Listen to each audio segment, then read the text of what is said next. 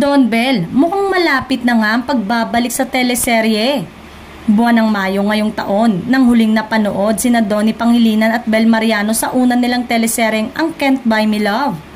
Hindi lang ito sa Primetime TV pumatok, pati na rin sa mga streaming platform na YouTube, Netflix at iWantTFC na hindi na nga nawawala sa mga trending video at top series ng mga ito.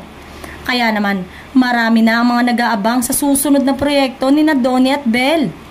Marami ang nag-request na mapanood sila sa isang pelikula at may request din ng ilang Don Bell fans na panibagong teleserye. Base sa post ng isa sa mga ad prom ng Dreamscape Entertainment na si Eric Jan Salud, ay mukhang sa production unit nga nila ang next serye ng phenomenal Gen Z love team. Dream come true, makakatrabaho ko na sila. I'm so excited. Feeling ko lagi akong nasa taping nila. Post ni Eric Jan sa X.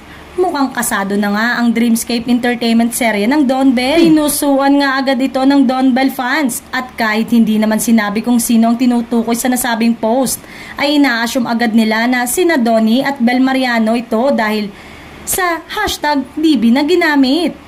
First time nga rin ng dalawa na gumawa ng proyekto sa Dreamscape pero napanood na ang dalagitang si Bel sa teleseryeng FPJ ang Probinsyano noong 2015. Mula nga pala nang malaunch ang Don Bell Love Team noong 2019 ay Star Cinema at Star Creative na ang humahawak sa kanilang mga proyekto.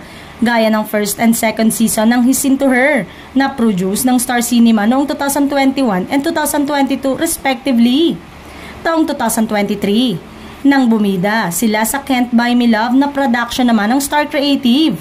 Pero wish nila na kakaibang story ang gagawin ng dalawa sa bago nilang teleserye.